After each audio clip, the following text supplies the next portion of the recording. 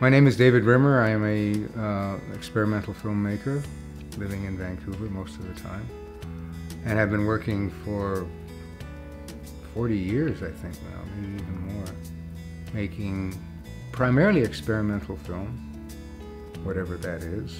I'm still trying to define it.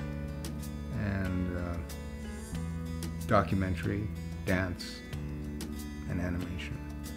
Whatever I need. My wife at the time, Karen Jameson, was studying dance. And one day she said, "David, let's go to New York. I want to go and study with Merce Cunningham." I said, "Okay. How are we going to do that?" And I was driving cab at that point.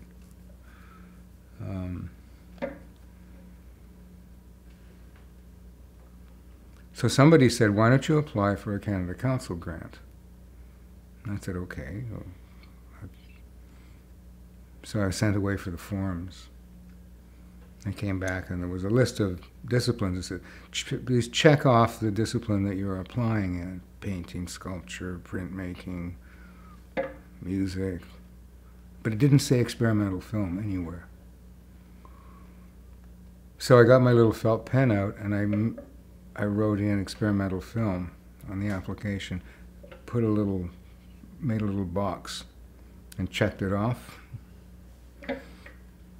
And to my utter amazement, I got this grant, which at that time was a fixed grant. It was $3,700 a year. Didn't matter what there was no budgets or anything like that. And so we went to New York. To my utter amazement, I also lucked out and I got a show at the Museum of Modern Art. I didn't know anything, But they gave me this gig.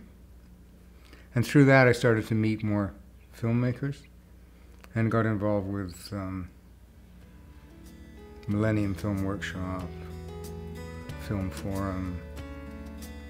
And as I said, everybody came through New York at that time. So I got to know all of these people. And that was my education in film.